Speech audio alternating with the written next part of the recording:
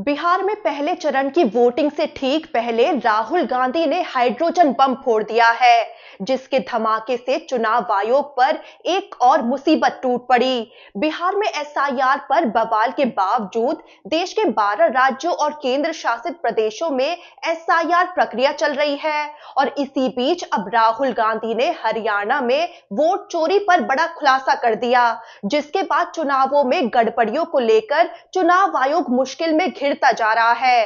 राहुल गांधी ने अब हरियाणा में वोट चोरी के सबूत पेश किए हैं और चेतावनी दी है कि बिहार में भी अब ये होने वाला है। राहुल गांधी ने तो बिहार के उन वोटर्स को भी स्टेज पर बुला लिया जिनके नाम एसआईआर के तहत काट दिए गए। दरअसल बिहार में हुई एसआईआर प्रक्रिया पहले ही सवालों में घिरी है और अब हरियाणा की वोटर लिस्ट में गड़बड़ियां दिखाकर राहुल गांधी ने बीजेपी और चुनाव आयोग की मिलीभगत के साफ आरोप लगाए हैं। चलिए पहले आपको बताते हैं कि राहुल गांधी ने अब क्या खुलासा किया है और कौन कौन से आरोप चुनाव आयोग पर लगाए हैं। तो राहुल गांधी ने बड़ी प्रेस कॉन्फ्रेंस की, जिसमें उन्होंने कहा कि हमारे पास एच फाइलें हैं और ये इस बारे में है कि पूरे राज्य को कैसे चुराया गया है।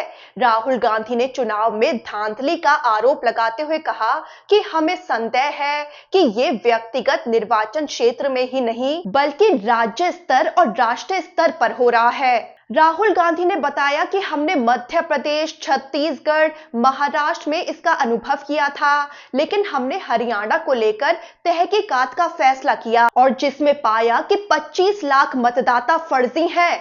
तो राहुल गांधी ने आंकड़े दिखाते हुए बड़ा आरोप लगाया है कि हरियाणा में 25 लाख फर्जी वोट जानबूझकर बनाए गए।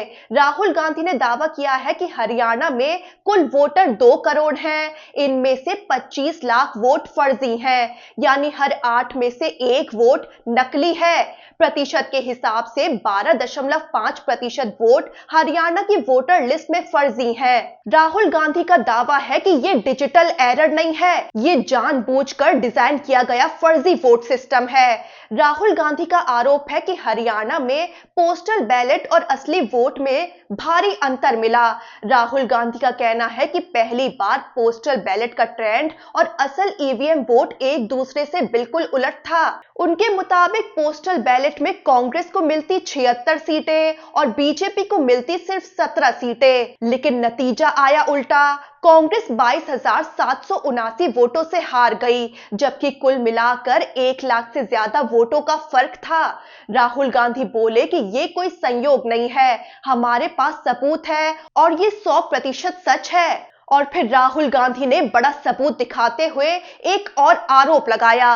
ब्राजील की मॉडल हरियाणा की वोटर लिस्ट में पाई गई और यही नहीं, उस महिला ने 22 जगह अलग अलग नाम बदलकर वोट डाले। तो राहुल गांधी ने स्क्रीन पर एक ब्राजीलियन मॉडल की तस्वीर दिखाई और कहा कि इस युवती ने 22 जगह वोट डाला, कहीं इसका नाम सीमा, कहीं सरस्वती और कहीं स्वीटी मिला।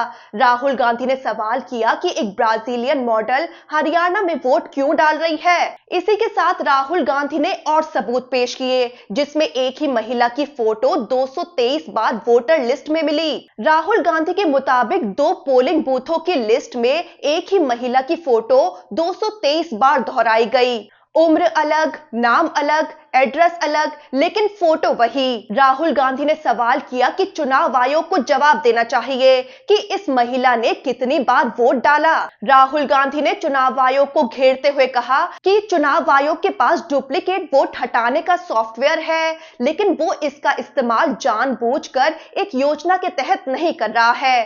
फिर राहुल गांधी ने हरियाणा की वोटर लिस्ट में एक और गड़बड़ी का आरोप लगाया कि कई फोटो जानबूझकर धुंधली लगाई गई।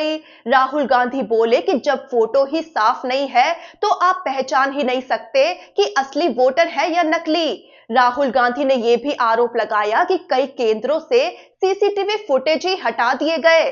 तो हरियाणा की वोटर लिस्ट में धांधली का आरोप लगाते हुए राहुल गांधी ने कुछ कैटेगरीज बताई हैं, जिसके तहत हरियाणा में 25 लाख वोट चोरी के हैं। पहली कैटेगरी है डुप्लीकेट वोटर्स की, जिसमें 5,21,000 से ज्यादा वोटर्स मिले।